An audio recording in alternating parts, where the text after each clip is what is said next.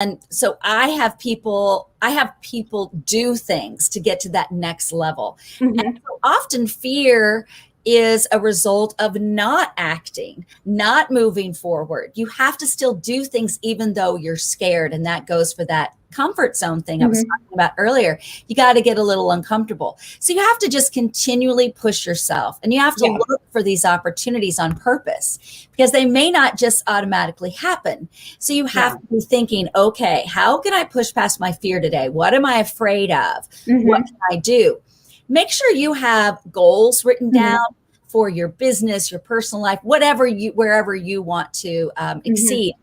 And then when you have them written down, you start seeing more opportunities to do these Hmm. things. It's like this. This is an example I have for you. If you just bought a new car, you start seeing that kind of car everywhere. Hmm. Most Yeah, people it always seems that way. Always. do. Yeah. There's not actually more of those cars now that you Mhm. bought one. It's just that your awareness has stepped up. So the Uh-huh. same thing happens with goal setting. When you Hmm. write it down, now you're looking for opportunities. And then also you just have to program yourself to say, okay, I'm going to be looking for how to push beyond my fear. What's something I can do? Hmm. One thing would be apply for that job that you don't have all of the criteria for. You don't Right. have the degree in Uh-huh. that subject. Go ahead and apply anyway. I mean, you're just putting in an application. You're not doing anything else. That's not going to Right. hurt anything. So that would be a way to push past that fear. Mhm. Yeah, I mean, I guess what I've learned in my life is the more that I push myself and I overcome my own fears, the more I achieve. Because if you just hold yourself back, you just never take that next step forward. Because I just look back and I see how much I've grown personally, professionally, from the 11 years I've had my own business, and I'm not even the same person. I mean, I sometimes I just chuckle to myself because you look back and you compare yourself, 10 years ago. Of course, you're going to mature and age and whatever, but what the skills you achieve along the way and all the accomplishments, give you more self confidence. So it's just like you said in the very beginning, it's small steps. Especially I think about startups out there, and I let chuckle too. Like sometimes you're so naive. When you start a business, you have no idea what's ahead of you, and if you knew everything, you'd be like, no, what do we do? Because I mean, it's pretty scary. You've got to get out. Like I had to get out and network when I was scared. I mean, to death, like to stand up and talk in front of people. I had worked in the corporate world, so that was all one on one. I was in mortgages, right? Just like we are right now. But to stand up and get in front of people, I was terrified, but I knew I had to do it. So I just had to muscle through it, right? A lot of it's just muscling through it, don't you Mm-hmm. think? Yes, and keep going. Yeah. Keep going. Yeah. Even whenever you start talking to people and you make a little bit of a fool of yourself, it's like, no, I'm going to go back. I'm going to go back. Yeah. And I've done that plenty of times. I remember one time, oh my goodness, I'm talking to this guy and he is so sweet and I just like him instantly. Mhm. It wasn't, romantic, but it was just, I just really liked him. He was a cool person and we got to talking about how sometimes when you're with a spouse or, a significant other for a long time, then you stop really appreciating some of the great characteristics about them because you're just so used to it. You forget how funny your Mhm. husband is because you've heard the jokes 100 million times, right? You forget. So I made a statement to him. I said, well, I actually appreciate you more than your own wife. And I'm like, wait, no. Did you come out wrong? I don't know. That is not what I meant. Oh my gosh. Oh my gosh. But and so I said that, and I didn't want to see him again. And I thought, I'm never going to go back to that networking event. But the next time I did go back and I did see him again and I did say hello. And yes, there's just some times when we're going to make a little bit of a fool of ourselves, but you have to pick yourself up and you have to go back and do it again. Yeah. I think that's why people are afraid of going live, because if you're recording, you can keep practicing. But then I find I'm a perfectionist. So when I just record like a video for my business or whatever, I do it over and over. And then I almost get too like obsessed with it being perfect. Do you know what I'm saying? Instead of live, you just go live and it is what it is. And you're just like, actually, I'm a fly by the seat of your pants kind of person. Anyway, when I got my Stevie Award, and we were in New York City, me and Becky, and she had written this whole speech that I was, this perfectly defines me, that I was supposed to memorize. So I'm pacing in my hotel room trying to memorize it. And I get really stressed when I'm under that pressure, right? So then we go to the dinner and then they call my name and I'm walking up and I'm just thinking to myself, I don't know, this just doesn't feel right. You know what? I'm just going to wing it. So then I get up there and I just blah, blah, blah, blah, blah, blah, blah, blah, and, you know, yay. And I'm walking back to the table and I'm thinking, she is going to wring my neck, you know? She's like, oh my gosh, that was so good. So, I mean, what my whole point with this is like, everybody's different in how they operate too. Because I find I put undue pressure on myself when I try too hard just to be perfect. You know what I'm saying? Yeah. Instead, I'm better at just like going with it. So, and you know, people like to see people that are like them with all their flaws. And one of the things that I tell people is I will never be a polished speaker. I will never be one of those people that says everything exactly perfectly because I'm not that kind of a person. And I want to just be really authentic. And right. The other people that are out there. So you're going to hear me say some things and people are going to, in the audience, almost every time that I speak, they're like, I can't believe she just said that. But that was, you know, you should have said that. See, that's what people come to love about you, because they're like, I don't know, like some people you're like, actually you love them because you're like, I never know what's going to come out of their mouth because, you know, because it's actually, to me, it's humorous. You're like, wow. And that's part of like, I feel like with my podcast is I feel like I've been I'm pretty reserved on social media, or I'm really cautious about what I say and, you know, whatever, because as a business owner, I just feel pressure to be like that.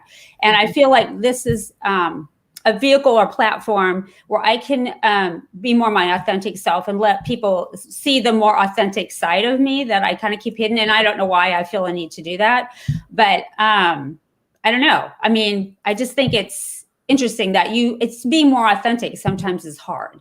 And maybe you hold back, like for me, different reasons. You know what I'm saying? Yeah. So well, a little bit refreshing for me. Yes, exactly. We'll have a little story for you based on this. Yeah. So there's this gentleman reached out to me on LinkedIn and he said, he was from college. We'd never hung out or anything. We knew who each other were. I think we said hello, things like that. But I didn't hang out with him. Like I said, I don't know why I want to repeat that, but it's really important to me, apparently. So, so he messaged me on LinkedIn and he said, hey, you had put out a video saying how to not be nervous when you're speaking. It really helped me. And I just want to tell you, thank you. And then I was like, oh, you're welcome. And he says, hey, I come into Kansas City sometimes because he doesn't live here. To see my dad. And I was wondering if, you know, you wanted to get a cup of coffee or something whenever I came in town. And I was like, sure. And he's very attractive. And I was like, yeah, why not? Right. And so he then about a week later, he said, hey, it's Saturday morning when he did message me and he goes, I actually decided to come in town today. And I was wondering if you had any time today or tonight to go, you know, get a coffee. Or even a lemonade because it's hot today. And this is where my confidence kicked in. And for a second, I even thought, no, don't do this. And then I went, yeah, I'm going to do it. Because, right? What do I have to lose? And it just was like a split second. And I said, well, actually, I do have plans tonight. I'm going to a party. Would you like to go with me? And I've told this to a lot of people who are like, I would never do that, right? Never do that. And I was like, well, why not, right? I already knew he wasn't a serial killer, so unless he really changed. But so to my surprise, he was like, yeah. And he always seemed like that kind of person back in college, like the spontaneous, I'll do whatever. Yeah, he's fun. And so I wasn't too worried that he'd say no. And so he said yes. And I said, well, okay, now that you've said yes, I want you to know that you can be out of it if you want, because it's a costume party. Okay, well, yeah, that's kind of a last minute show up without a costume or go, I got to go find one quick. Yeah. Surprise. He's like, yeah, I'll do that. Sure. And I'm like, wow, you really are. And I wrote it to him. You really are a person that can just go with it. Yeah. So, and then also the other thing about him that you should know is he's really fit and he runs 2 miles every day. Mm-hmm. And I do not, and I am not. And so, so I said to a friend, I go, well, at that moment, I knew that he was okay with big bottom girls because he said yes. And he had seen my videos. He knows I'm not tiny. So, okay, this is great. So we went to the party. We had a great time. It wasn't a love connection, but he is just, he's super sweet. And it was really fun. And I thought, the party was more fun with him being there. And I thought if I hadn't had the confidence exactly to take that step and then that next step, I would have went to the party. It would have still been fun, but it wouldn't have been as fun. And so I'm just really glad that I did that. And so for me in my life, my confidence has paid off so many times. And I think people don't get that. How much just getting outside of your head really help your life be more fun. I mean, why get out of your own way? Yes. Move aside. Let's have a good time. Move aside. Exactly. Exactly. Yeah. Well, I mean, I'm sure most people can look back on their lives and you think about the different paths, that you could have taken here, went there, whatever.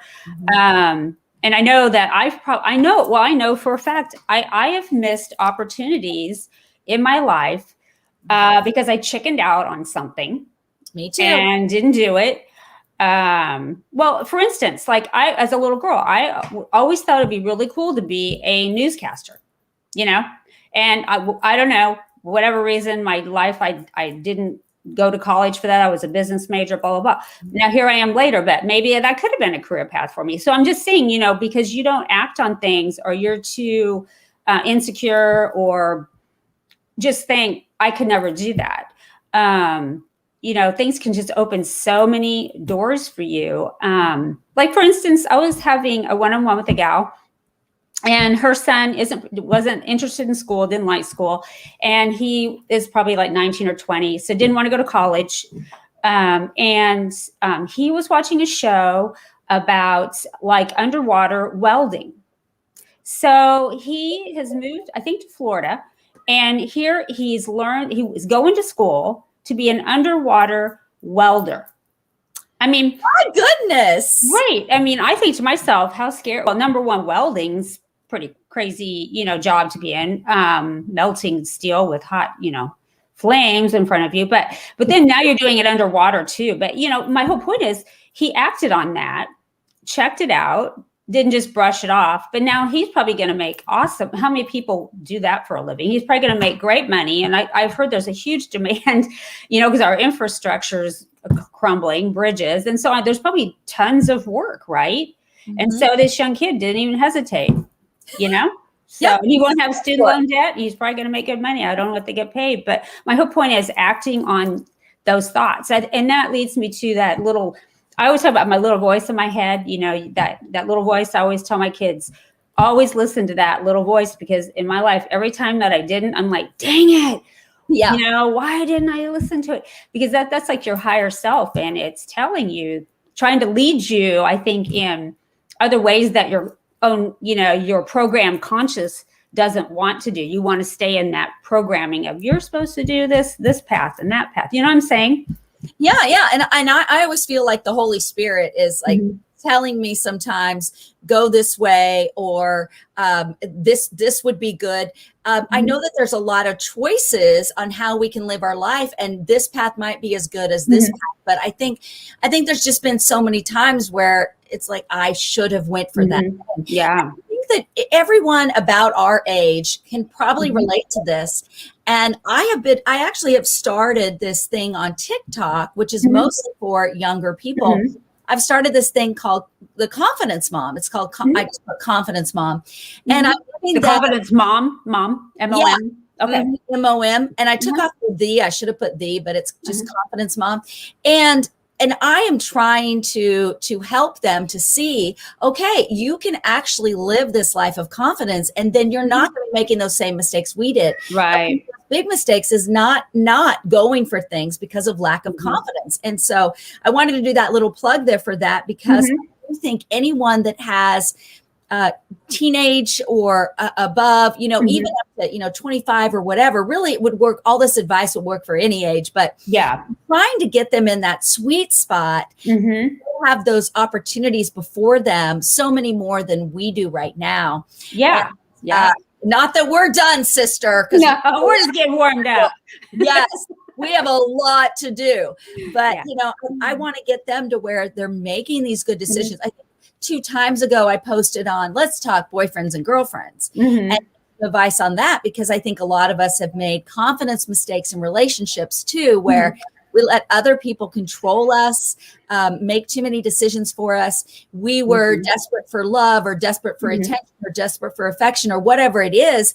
And so we allowed other people to kind of tell us how we were going to live our lives. Yeah. So I think that that's another big thing with confidence. So people our age probably can look back and see some of those mistakes. And I want to get them before they make them.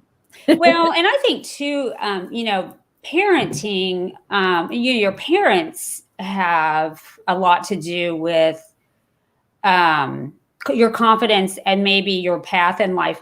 How much encouragement did you get from your parents, or were they parents that just said, and I know they might have meant well, but you're going to go to school, you're going to go to college, or you're just going to do this, or this is the path for you. I mean, they're trying to lead you, but do they really know? I feel like there's like that balance between your child letting them discover themselves, or maybe they're not, like, I've heard of stories like everybody in the family is a doctor, but Johnny is an artist, and then he's like the oddball, but so he doesn't feel free to go be him. You know what I'm saying?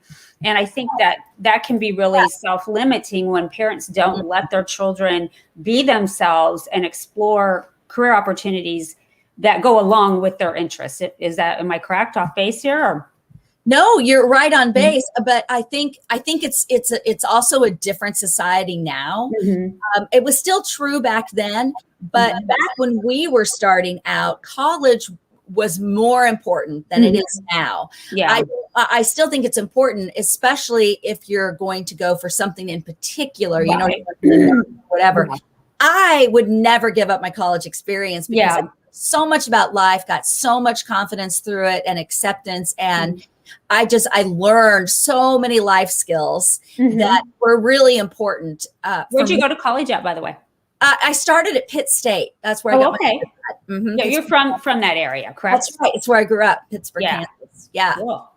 So I think back then, obviously you had said parents, they're meaning well.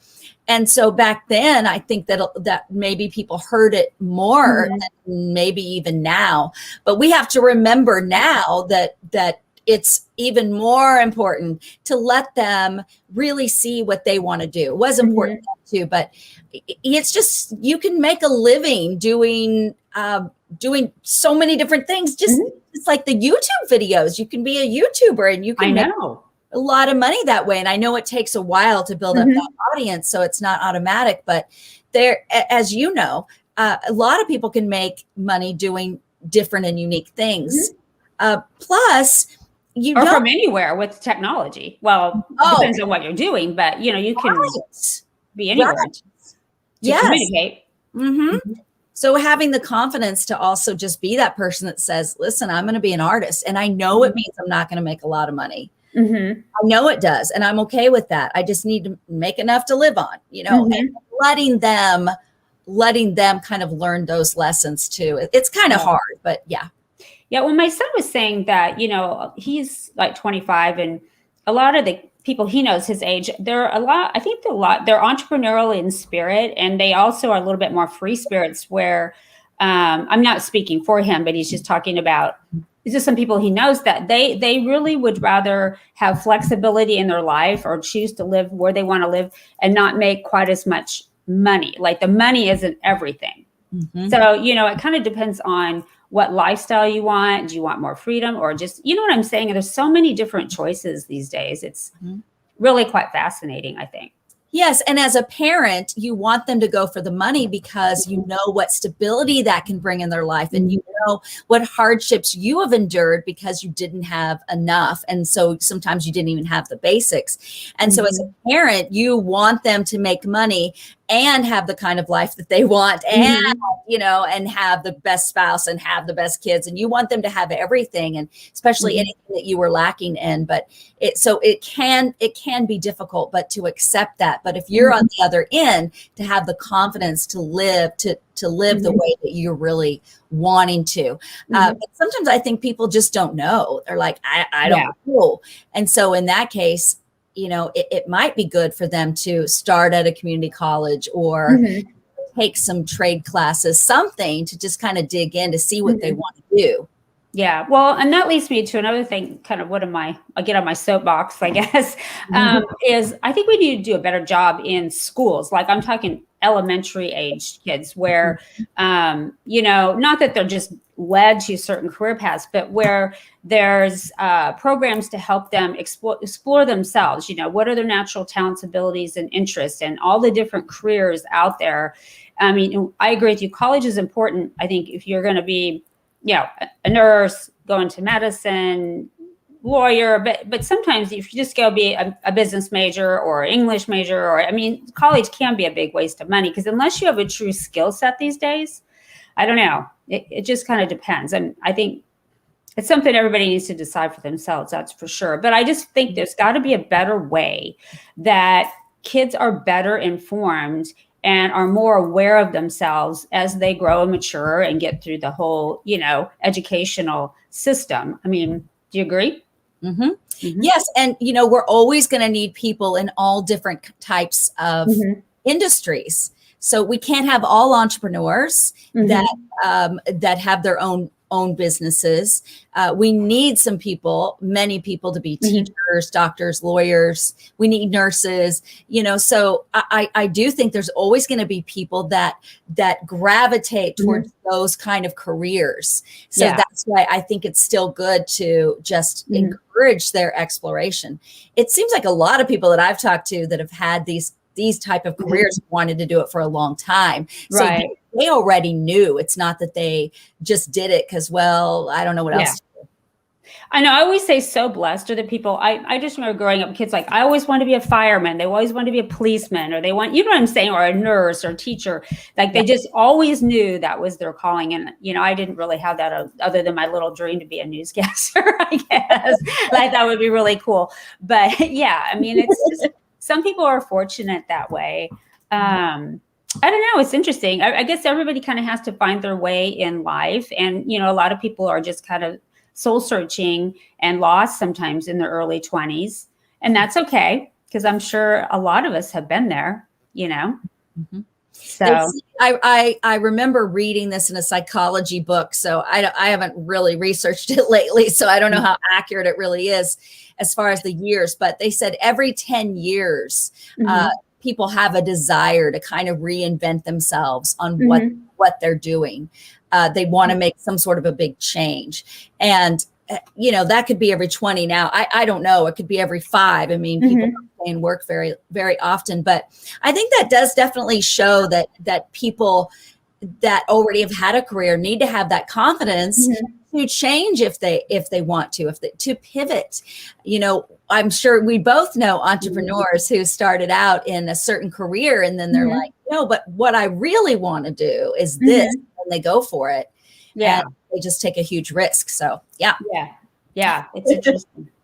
I don't know. I think, and I hear stories too of people that get to be our age and they've had a career as whatever, and then all of a sudden they're like, I'm just done. I need something new. And it is kind of when you get older, I mean, you've paid your dues, you've worked really hard for so many years, and a lot of times people turn to a passion that they've just put aside. And once again, maybe that ties into the confidence factor, that they maybe could have had a business with that little passion or made money, but you get busy living life, and you got to provide for your family and all of that good stuff, right? It's hard to take that leap. It really is. There's a lot of fear involved.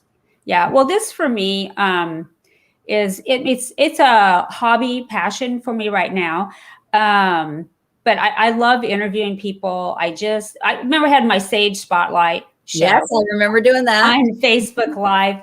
And that was fun. And I always enjoyed that. And then I got busy and quit doing it and everything. But, I think too, like for me, we've been really blessed since Connor's, really runs our show here at Sage. So it's given me, I'm still really busy in the business, but it's given me a little bit of extra time. So I thought, well, I'm going to take on my passion, make it a hobby, and see where it goes.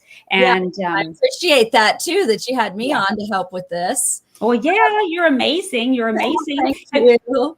Yeah. So what do you got on your agenda coming up? Anything interesting and cool in the next few months, or? Well, I had an event a couple of nights ago, so if we can rewind time, that'd be awesome to promote it. No. Yeah.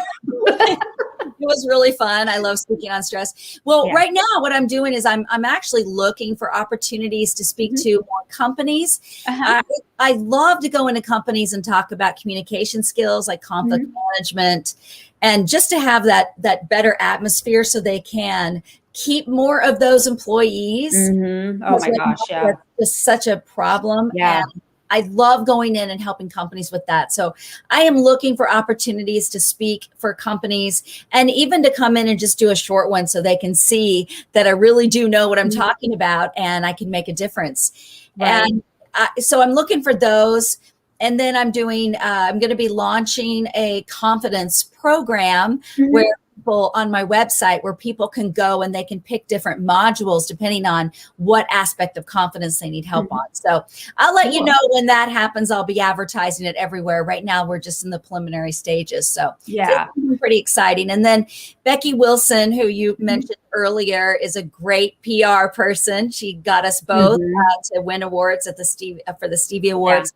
And other things, because we've worked with her. So she's fabulous. And so we are always talking about ways and things that I can do to improve my business and my exposure. So who knows what Becky will have in store for me. Yeah. But, she's always behind the scenes cooking up ideas, So nice. She's been fabulous. She's really, when I got into the Scale Up program, I was in the first cohort, and that really opened my eyes to PR. And then right after that, I started working with Becky, and my business just grew exploded after I got into that program, and I started working with Becky with PR, and it really does make a huge difference, especially when you're a small business, because you don't have huge advertising budgets. I mean, I do social media, but you know what I'm saying? You've got to get your name out there and build that brand awareness. And she's really done. And then also just personally build your own brand, or, that goes along with your company, or if you're a solopreneur or what have you. But she's done a great job for you and me and many other people in the Kansas City area. Yeah. Not just women. She helps men too. Yeah, she's a big part in the Asian community, the Asian Chamber of Commerce. She works with all different types of businesses and organizations. But I just have to rave about her, because she's just done so much for me and for a lot of people here, like you said, in Kansas City. So had to give her a shout out. So yes, got to give a shout out to our Becky. That's for sure. Hi, Becky. If it's okay with you, can I mention a couple more things about confidence? Oh, sure. Go right ahead. So one of the things that I started talking about, I call it situational confidence. And this is where you have to think about, where do I have confidence? Who do I have confidence around? And so you think about that situation. So let's say you have confidence when you're out to dinner with 4 of your best friends or something like that. So what I want to help people do is take that confidence, because they know that they have it. It's somewhere in there. And I want them to transfer that to these other situations. So if you have confidence somewhere, you can have confidence other places. And then the last thing is just to remember, it is a mindset. It has nothing to do with what you look like, your education, or any of that, your experience. You can have confidence without having any of that. Yeah. And so I just want to make sure I put that out there for people, because I think that some people think it's very unreachable for them, and it is absolutely not. So yeah, I mean, I think a lot of it's, like you said, it's your mindset. Because I know, me personally, I think there's been situations where I can build things up in my own mind, like, well, especially in the early days of networking. I'm going to walk in, I'm not going to know anybody, nobody's going to talk to me. All these silly, I'm going to stand in a corner by myself. But it doesn't turn out to be that way. But you build it up in your mind, especially when you're new to something. And when you look back, things weren't as bad as you thought they were going to be, or as they really were. When I think back and stuff, everything's harder when you're doing it. And then you look back, you're like, oh, that wasn't so bad. Like I did a post where I had to go up in an attic and clean for the first time. And I was like, no idea what I was doing, So, and I'm up there with the guy training me, and I'm like, oh my gosh, you're balancing on wood joist with a HEPA vacuum on your back. It's like tightrope walker. No, we had flooring laid down, but it's definitely not the utmost fun situation. But no, I look back on a lot of the stuff that that I had to do in the beginning, and you just I don't know, get it done. Because if you don't get it done, well, I had to get it done. No other choice. But a lot of it is it's your mindset, and it's that self-talk. And that's one thing I have learned. I was, like I said, I've grown a lot personally over 11 years, and I've learned, to do the positive self-talk. And I've learned that a lot of even your life in general, your business, is that your thoughts that you put out there kind of create your own destiny, correct? They should. Whatever, however you want to call it, that you draw those things to you, or you push them away, perhaps with negative thoughts. I can't do something. Yeah, your thoughts impact your actions, impact what you do. Absolutely. I talk about I also named these situational affirmations, kind of thing, but right before you do something where you're like, I can do this, I can do this, I can do this. And then there's those affirmations of those deeper issues that you struggle with, that you just need to keep reminding yourself, I am good enough. And then every morning you're like, I'm good enough. I'm good enough. I can do it. I can get to the next level. I nothing's going to stop me. That kind of stuff. So there's both kinds of affirmations that I think are really important, and they don't have to be complicated. They don't have to be huge, but they do need to be moved around. So let's say that you write one out and you put it on your bathroom mirror. If it stays in your bathroom mirror, it's just going to become a part of the mirror. You have to move those every couple of days. So I would just move mine every day. Now it's in a drawer that I open. Oh yeah, that's right. I'm good enough. So yeah, affirmations can be powerful. And watch how you talk to yourself. If you wouldn't say it to your friend, don't say it to yourself. Oh, that's a good piece of advice. I've never really thought of that. Yeah, you wouldn't say, you're stupid, Stephanie. Stephanie, did you know that you can't do anything right? Sometimes I know that, but no, there's times you do something silly and you're like, I'm such an idiot. What was I thinking? Right. And that's just kind of like, laugh at yourself. But there's times that you do, well, we all make mistakes. And like in my life, I've made mistakes from my business. And, I've learned just to say, you got to learn from that mistake and put it behind you. And they say a lot of, some of the best athletes, if they dwelled on every mistake they made, they would never be successful, because they'd be dwelling on them. Instead, they go, dang, I didn't get that one. Or I don't know, I'm not going to make that move again, or whatever. You got to let it go, because it doesn't define you. That's right. A mistake.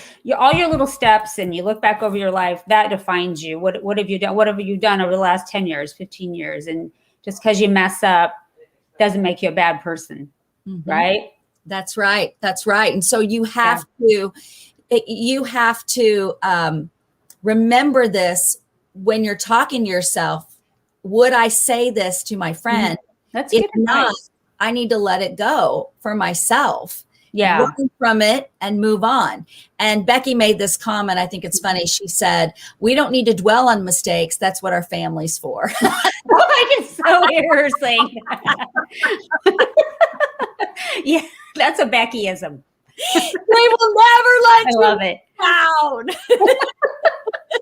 Yeah, family can be a little critical, sometimes. But I don't know. What do? You just roll with it. And, you just, I don't know. I guess you should treat your family like you just said. Would you say that? If you wouldn't say that to a friend, you probably shouldn't say that to your family.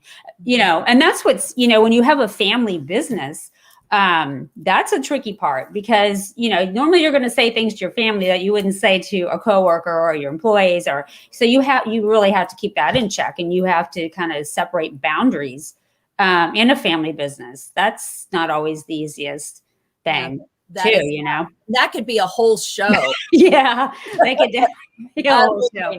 There's a lot to that. And real quick, have you dealt with have you dealt with, like, I see, a lot of people have become like, the fear of, like, just this whole year with COVID, like, confidence. Have you dealt with anything like that, or what is your professional view on that? Typically, what I have seen with my clients is that there's just a lot of stress involving COVID. And I try to coach them that you can't control it. You can't stop it. So what you need to do is what you can do, and maybe not watch the news quite as much, because it is more dire. I'm not saying it's not dire, but when you watch the same thing over and over and over again, it's really hard to do any separation. It's good to be aware, for sure, whatever it is, but you don't want to consume you with it. Yes. And it becomes consuming. And so I try to help them to, let's refocus, do what you can do. Great. But if you think about it too much, it doesn't help anyone. And it just makes it actually hurts your immune system. Yeah. To stress and worry too much. So you've got to really keep that in check. But it is difficult. I know that a lot of people do struggle with that. So that's what I've run across. Yeah. I kind of quit watching the news real seriously even several years ago, because I just I'm a person, I try to stay really positive and focused, and that's just my nature. And I don't like being around a lot of negativity. I don't like that negative energy. I just feel like it brings people down, and not that you don't need to be aware, but turn off that TV or the news. Don't watch it all the time, because your brain can only take hearing so much bad stuff. That's just my own opinion. Like, I just don't think it's mentally healthy or even physically healthy. So it's a balance between being aware, and then also just watch, or even they just go for a walk or read a book or watch a happy movie. I don't know, but anything, if you find yourself getting too stressed or down, that I think that's valid advice to kind of just turn it off. Yeah. And you can do it in stages. So I think of this kind of like eating differently. So let's say that every morning I have a donut for breakfast. Well, I'm going to now eat a banana, which may be high in sugar, but it's at least natural sugar. So I am getting better. And so you don't have to turn off the TV all the time. But how about you only watch an hour a day instead of 5 hours, or 3 hours instead of 5 hours, and just start weaning yourself off a little bit more, so you're not like, oh, I can't watch any now. Go slowly, and then see how it feels differently.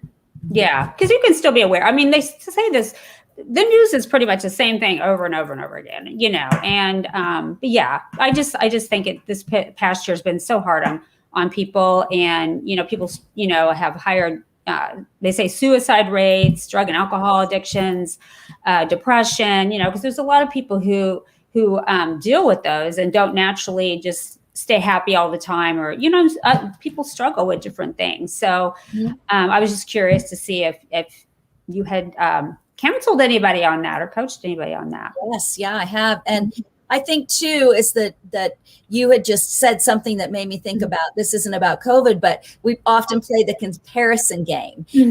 Somebody else, and we say, hey, their life is this and this, and that's what I want. And it may not be exactly what it seems. I know for me personally, whenever I am with a group of people, I'm just so happy. I mean, my energy is up. I'm excited. I love people. It's really fun for me. And it doesn't mean that my life is perfect, or I don't have those moments of sadness, or those moments where I'm not doing as well as I want to be, or whatever. But I know that I've had people that look at me and think that I've got this because of that. You're never sad, are you? I'm like, well, you know what? I'm not that often. I'm really a positive person, but I do have that. I'm not a robot. So, a happy bot. Yeah, a happy bot.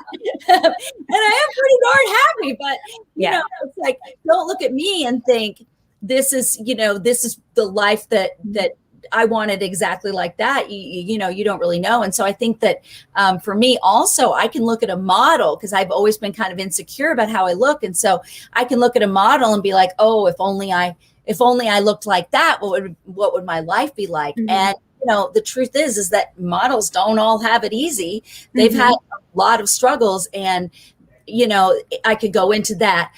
But I think that just looking at other people and having that comparison, it can be kind of dangerous, especially for our confidence. Yeah. Especially, when you're younger as I think actually today, I think girls have it easier today. I don't think they have the pressures like our generation had. You know what I mean? Maybe you didn't feel that way, but I feel like we were teenagers, like you were expected to look, I don't know. It just seemed like more pressure to, do I look like I should, or whatever? Am I thin enough? Am I tall enough? Am I this or that? And body image issues, I guess. But okay. So here's the thing about that. We did not have the internet. Well, yeah, that's true. Yeah, for sure. So they are limited TV too. We had like 3 or 4 stations. So they're more bombarded with these images, these positive, these not necessarily positive, these images, and they're actually most of them are photoshopped, or they know how to use the right lighting and the right posing. And so I think sometimes it's harder. And then also people will get on there and just be so mean. They will write, that's terrible. You're fat, you're ugly, whatever, to these people. It's so mean. So people are so much braver now because they can hide. So I think there's a little bit, it's harder for them in many ways. I do think that there was definitely pressure for us for when we were younger. That's when it really was starting to do all of this exercise, and you need to do aerobics, and it became more focused on looks, I think, in the 80s. But no, they definitely have their set of challenges now that we didn't have. And I'm super glad that I don't have to put myself out there like that. There is a lot of pressure. And that, what you're I meant to comment on what you were talking about earlier, about confidence and social media, is that I think a lot of people, see other people's posts and like they just assume, oh, they've got the perfect life and a beautiful home, or they're on vacation, or whatever, and then it's easy to, I guess, for some people to get caught up in that and feel like, they don't have what other people have, or their self-worth or their self-confidence gets hurt by that. I think that you have to definitely achieve a healthy balance and perception of what you see, because some people are just authentic and real, and and I think that's totally cool. But there's people who Photoshop all their pictures. They look, especially of course stars and stuff, but yeah, I just think it's a healthy balance of I don't know what the answer is to that. I mean, just, you have to take it with a grain of salt, and always, I guess a lot of it's gratitude, and really always keeping in mind, like when you think somebody's got so much more than you or what have it, that think about what you have, and think about your blessings and all the good things in your life, because there's probably people looking at, I don't know, my stuff, your stuff, that think, oh, they got a perfect life. And really none of us have perfect lives, right? Right. We just don't. So maybe some people do. I don't know. But no, I'm truly blessed though. And most people are. And we just need to remember, that we're all just trying to get by in the world and be the best we can be. And figure it out. We're all figure it out. Figure it out. Yeah. I saw a post, I think it was on TikTok, where this man said, yeah, I talked to my parents and I found out that when they had me, they really didn't know what they were doing. And then I found out that the grandparents said they didn't really know what they were doing. They just had to kind of figure it out. And he said, and you grow up thinking that, of course, they know what they're doing. And then you realize, no, they didn't. They were just figuring it out as they went along, because there's no real manual and everything is different. So, it's just so easy to look at someone else and be like, they've got it all together. Yeah. I know my daughter and I joke about, we had our first kids, you're getting ready to get discharged from the hospital, and you're all of a sudden you're like, I don't know if I can do this. Yeah. Because you're looking at this little baby and you're like, oh Lord, the nurses aren't going to be at my house. Doggone it, and you're like kind of scared, because you're excited and you're happy, but then you're thinking, oh my gosh, this little person is totally dependent on me for everything. And the reality hits you, and then you get in the car and you get home and you just do it. But we kind of joke, because it's just those initial emotions, that confidence factor. That's right.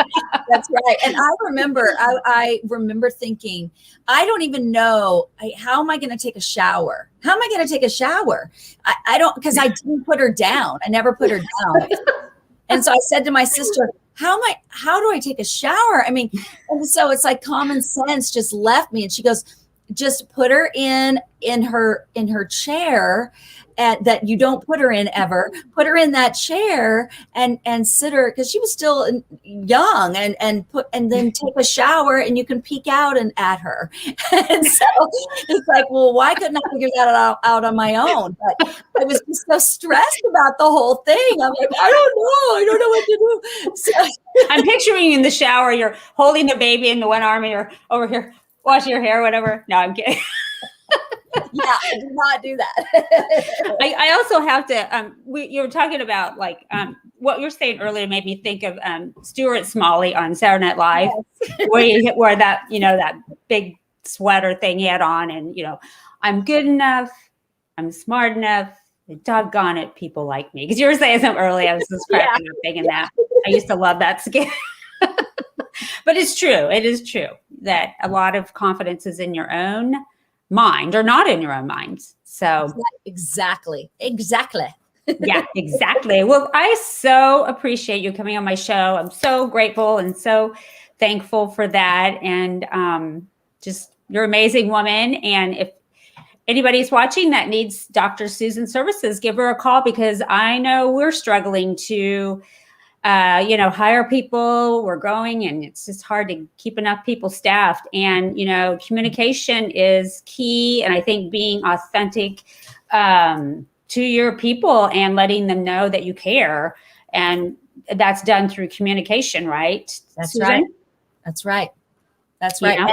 And it's not that complicated. It's not that complicated. It's something that you can do. There's little tweaks that you can make, and just makes life a lot easier for everyone. Mm-hmm.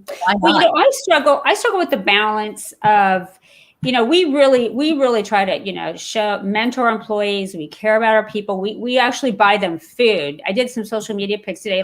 They literally can eat breakfast and lunch here, and bottled water, Gatorades. I mean, that's how we try to give back, whatever, peanut butter and jelly, frozen foods, we got it all here for them. And so we try to get to know them too. But then, there's always that fine line between how authentic do you get? How much do you learn about your employee's life? I was always kind of taught, like, you don't tell your employer a whole lot. When I work for other people, your life is private. So how do you find a balance in that?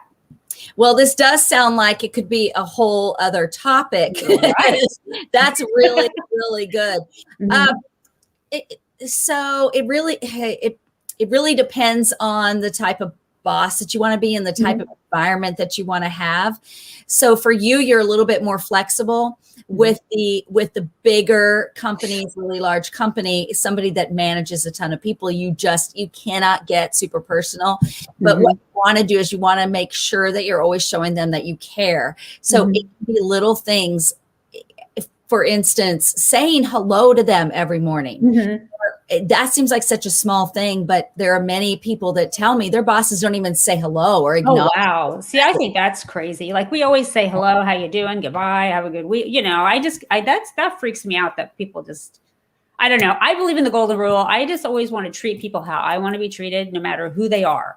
That's just my personality. I can't even fathom that. And the golden rule is super important. That is the golden rule. There's also a platinum rule, and that's treat other people the way they want to be treated. Never heard of that one. Good. Yeah. So for example, you want to recognize someone, and it's someone that really doesn't like public recognition. And you get them up in front of everyone and you recognize them. And that was a horrible experience for them. And it wasn't a positive thing.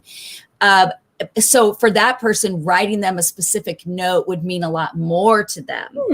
And so you just you kind of treat people the way that they want to be treated, not the way that you want to be treated all the time. Golden rule is a good one to think of first, though, because that really does help you to treat people better.